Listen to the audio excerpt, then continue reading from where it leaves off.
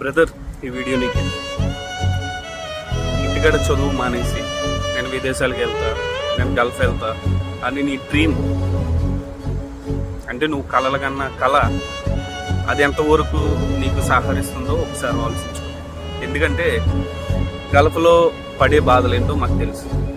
గల్ఫ్లో ఎవరి పని ఎలా ఉంటుందో మేము చూసాం. నా వంతు సాయం ఏంటంటే, నీకు టైం ఉంటే నువ్వు వెళ్ళి ఏదో ఒక పని నేర్చుకో.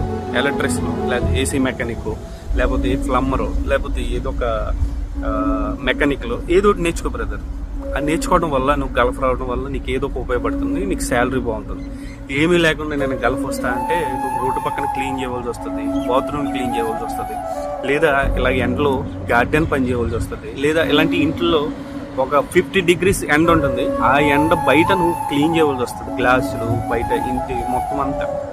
అదంత అవసరమా బ్రదర్?